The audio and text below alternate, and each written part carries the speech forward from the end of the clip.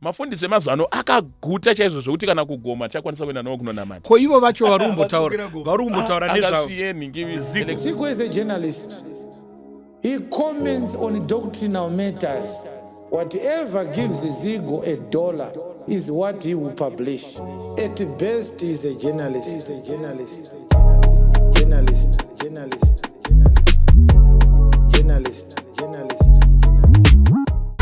4 FM. Harare's heartbeat.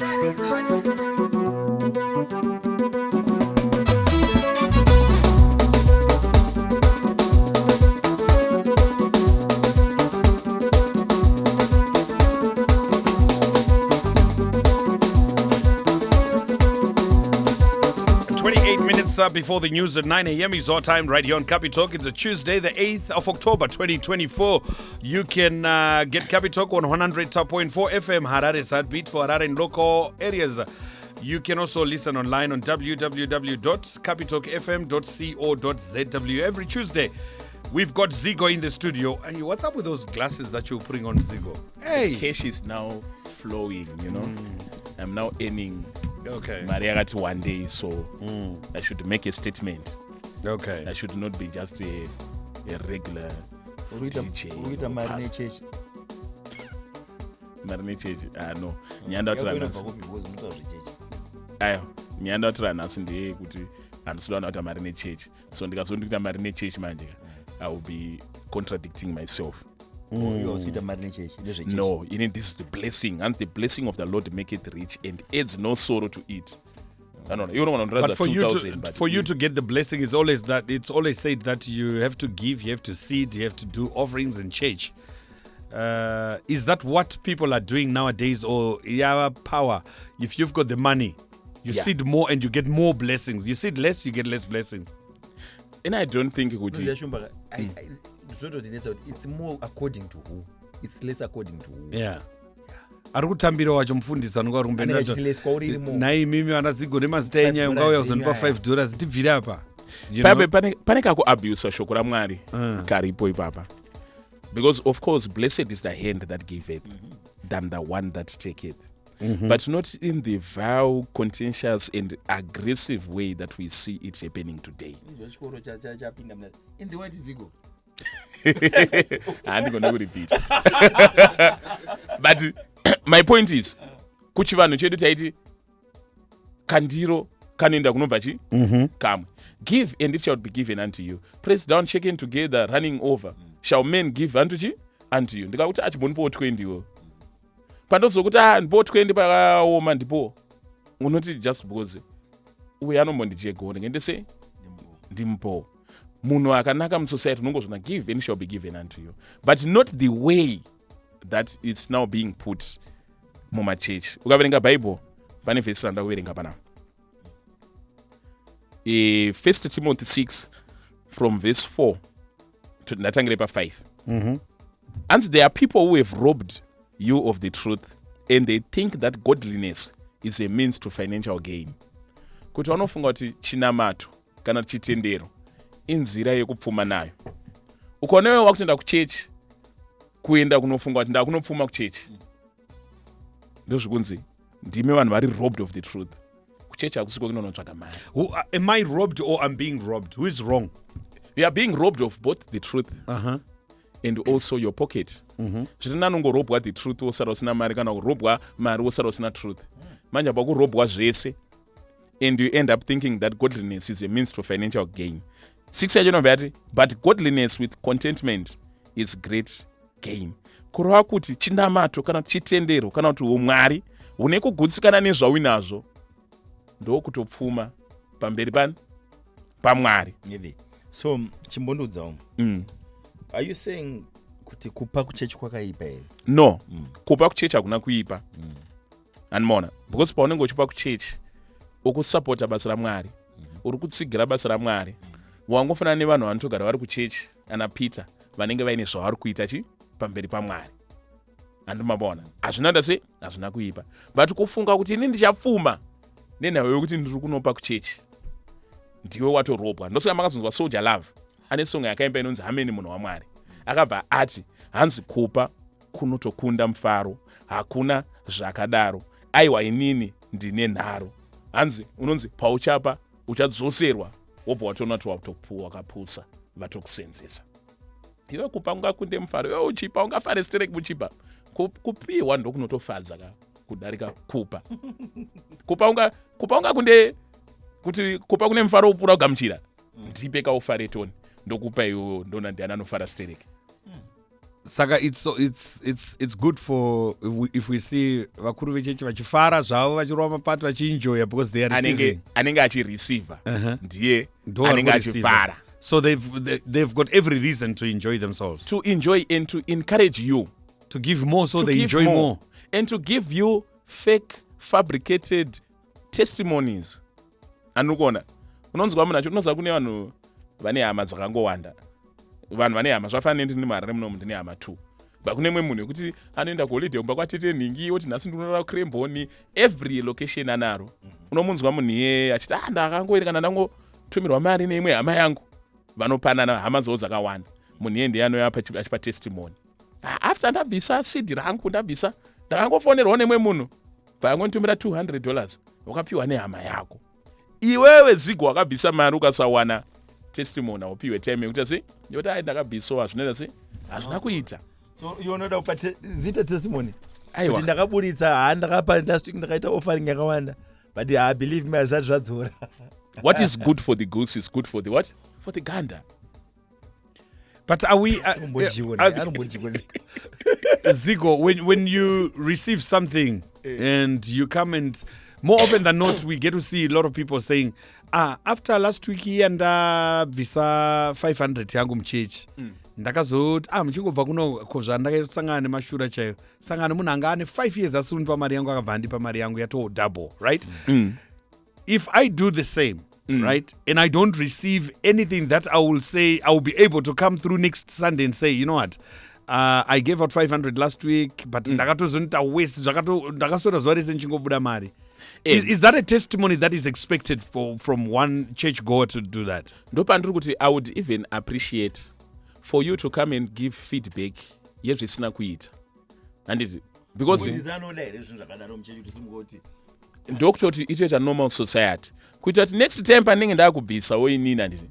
Ndoziva kuti iyi win lose betting. Handimaona kandege kanogona kuita sei?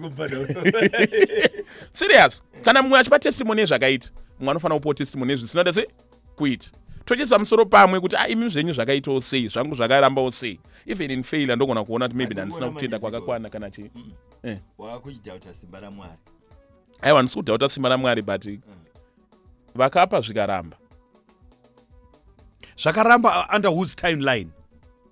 Timeline yavo kane munhu wawakapa. Pavaiti tirikupa vaiti tirikupa Mwari. Anmona saka Mwari. Because you might give today Kazigo, you might give today and get your reward 5 years from now. But iwe ukadyara mbeu yako ona unenge une expected kuti mbeu yangu ichabuda after 2 weeks kana 3 weeks chibage unotochiziva ende makadyara mese chibage munda mumwe chete chemumwe chotobuda chotokohwa iwe ungoti pamwe nguva yaMwari haisati yakwana. So what do you want me to do? What do you want me to say, Papa? Ndofana kuya ndoti zvinenge zvakaramba. To come back to who?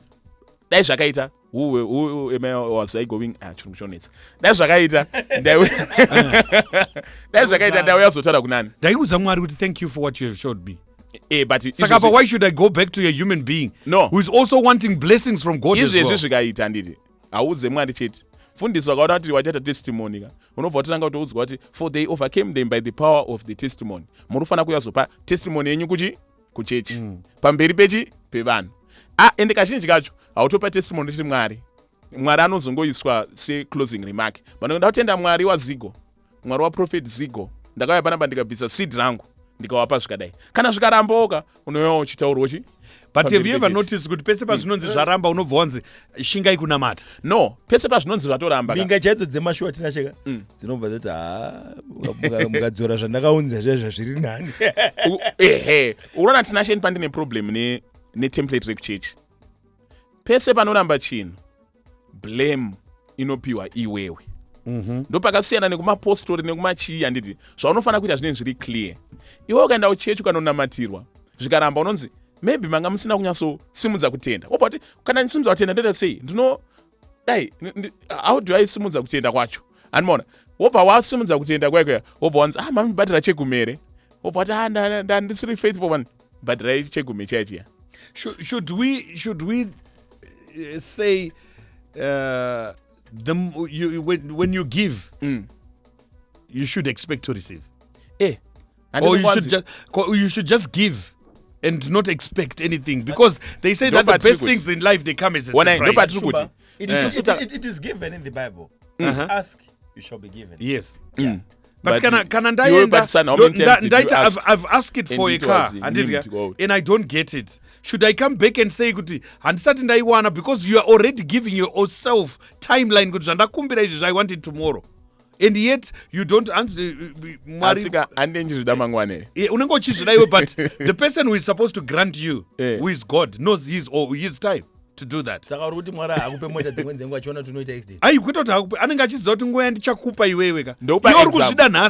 I'm going to give you that car that you want in 5 years from now, because you'll be mature enough for you to get it. No, I'm just saying, it's just an example. School fees wozopiwa next year unotifair. So what do you want to do? But why can't you put God a task? Because our God is the real time. You can only do that when you've got 100% faith in Him. When you don't have faith for that, it will not happen. Our God acts in real time tonight. Yes, in real time if you have the faith. Multiplier after crucifixion.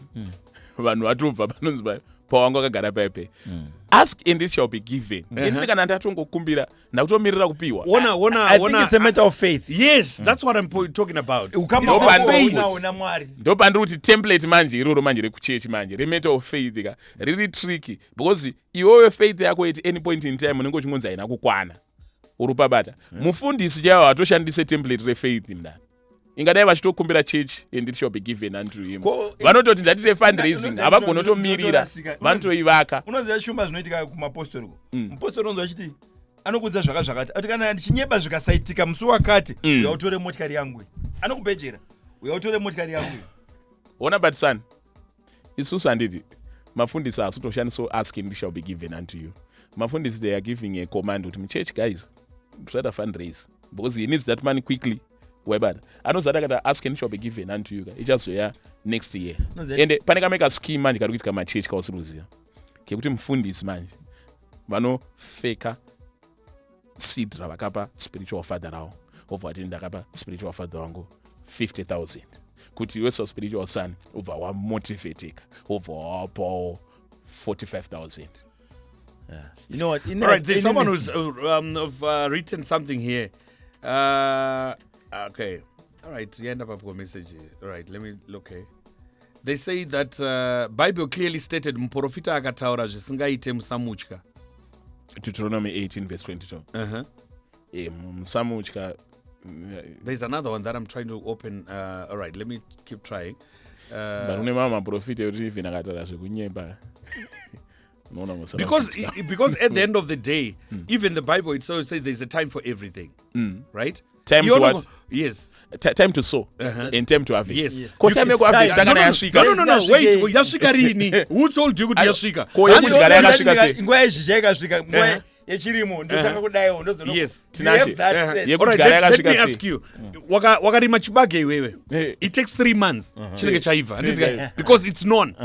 Iwe wakakumbira iwe zvezvi kuti ndiri kuda mari yefees.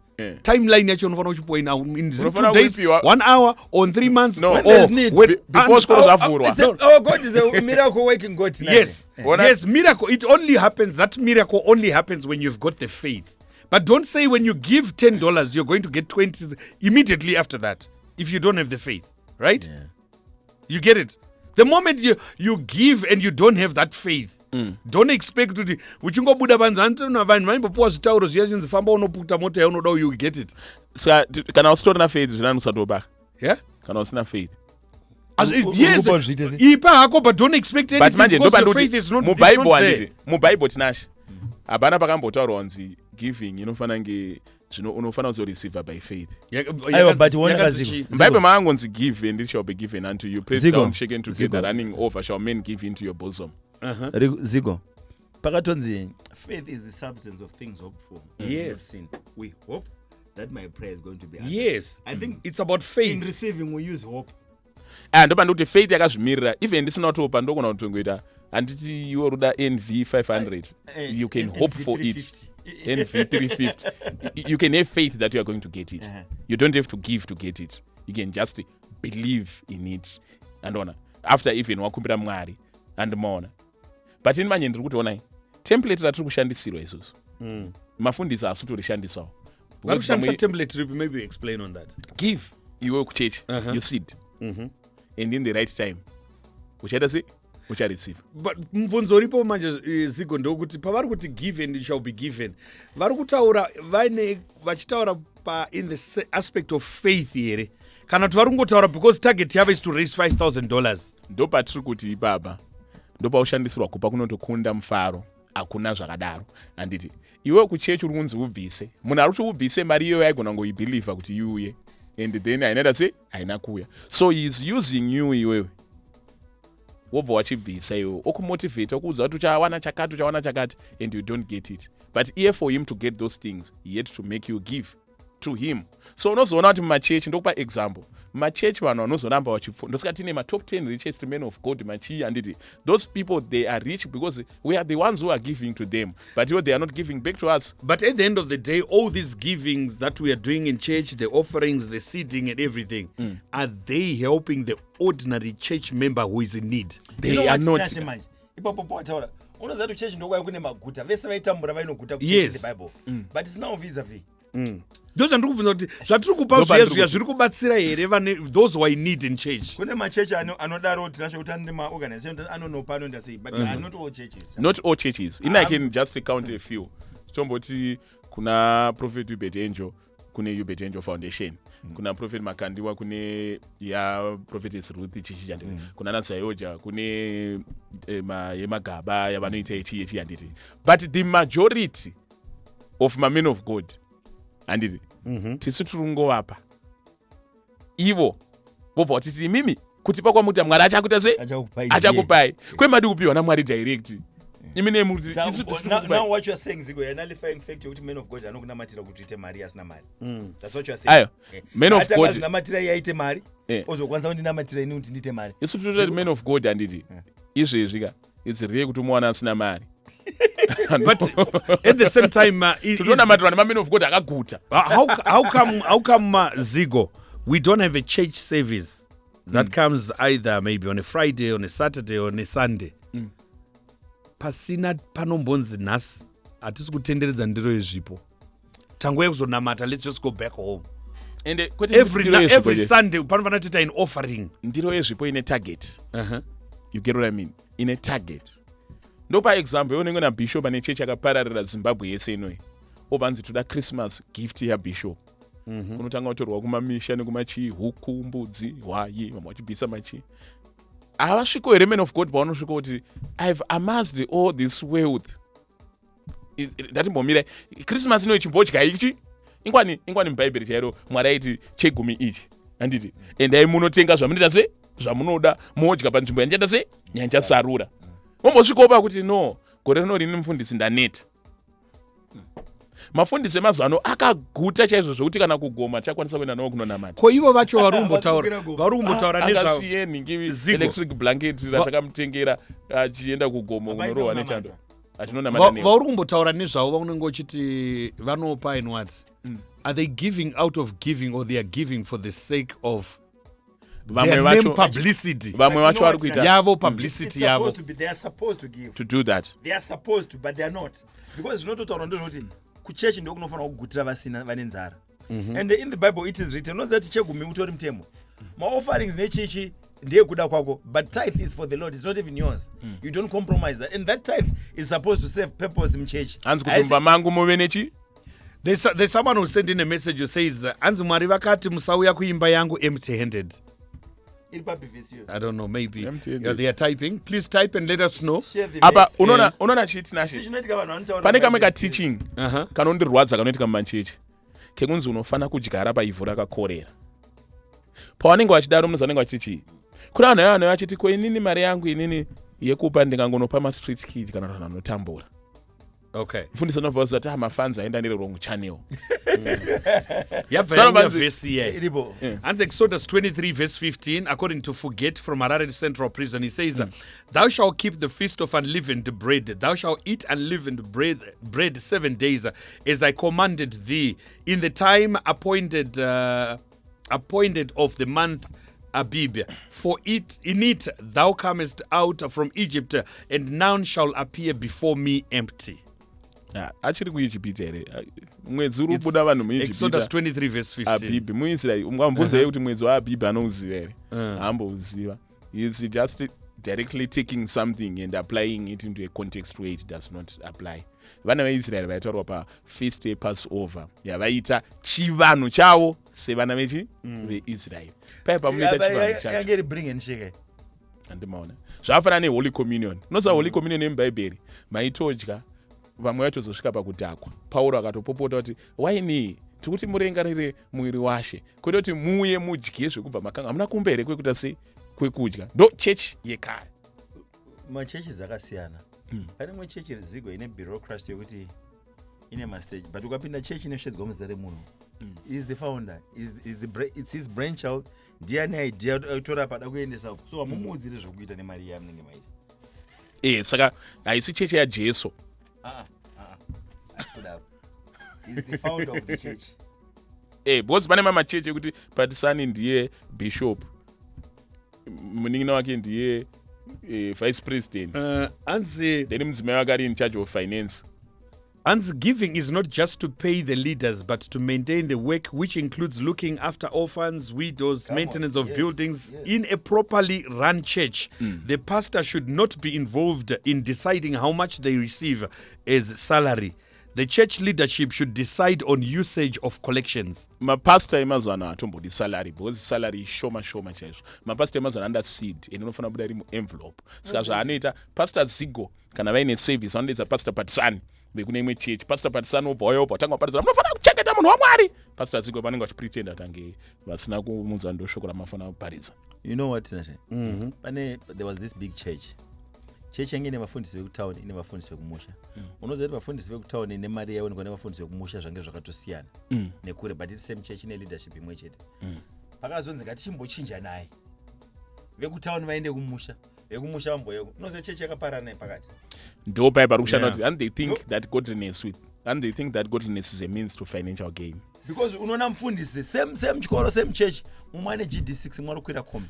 Mufundisi wekubhorodhewa anenge ane GD6 ane defender riya rine mari rakabereka mazita mari yariya. Ndo pandoti manje same church mumwe ari kumusha uku anokwira bhazi nekombi, but serving the same purpose, the same Lord, and in the same kuchechi ka Patisani. So can we then say kuti tambotaura nyaya yekunzi ipai totere vari kumusha havasi kupa havana mufaro? No. havana tinazvo. Ndo varikutopa vari kupawo nyimo nenzungu varitopa nemoyo wese kudarika vari kudhorobha.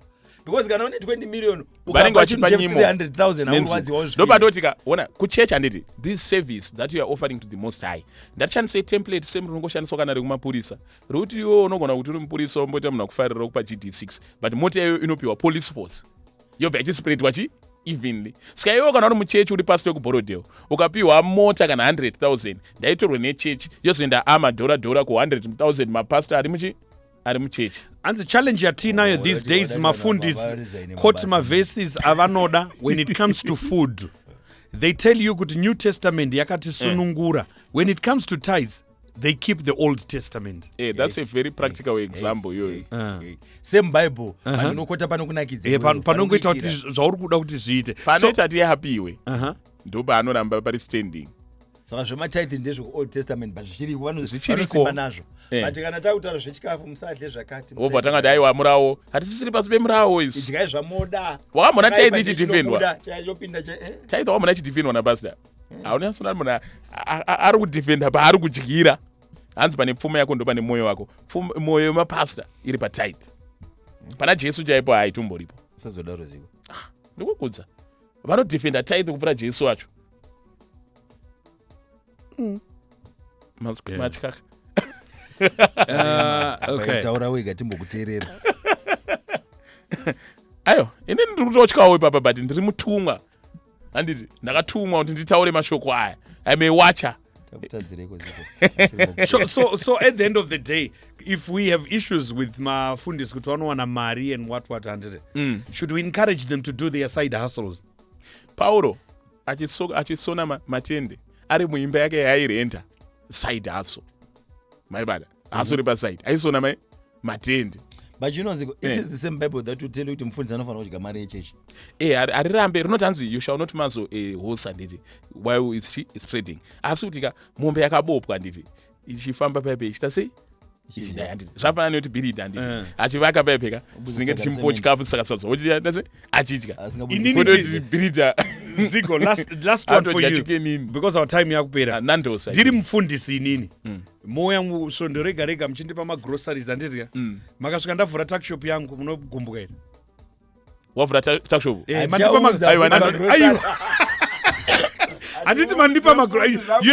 Handiti mandipa zvinhu. You don't have control over how I'm going to use this. Matondipa zvazvangu ka. Inini I actually encourage kuti mafundisi atodaro. Kunyanya even mafundisi ekunana zayoja. Vanoigirwa chingwa dzingaite makuseni. Vanotoshaya tochiti sei.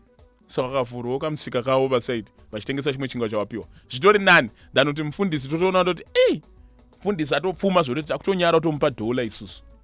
Saka mungamupa magrosari aya makamupa mota imimi pachechi akaitengesa akaka ndakanotenga mombe kumusha munoti inazvo. Amafundisi andopiwa magrosari kwandiri atori right. Ndatapiwa mota obva ati aiwa ndanga ndaitengesa ndikatenga mombe dzangu kumusha uko. Kana tatomupa atori right. Tatomupa mune power here over kuti mota iye yakaenda kupa tichaione pachechi. Kana iri yechechi ndo yatine power nayo. Time is up. Okay, we have to stop now. Time for the news at 9 o'clock right here on Capy. God bless you. Saka page iroro richagaina attraction. Ragaina attraction unotsvaga mablogger anazigo ovabhadhara anazigo ma50 nema100 ekupota vachiposta tumavidhiyo futi tumwe cheteito anazigo saka unotomupa uchipinda mumotikari yekuhaya omudzoti isa caption yekuti ringa isina noise anazigo panopera 1 week vachikuposta anazigo uchiita sekudaro I can guarantee you that within 2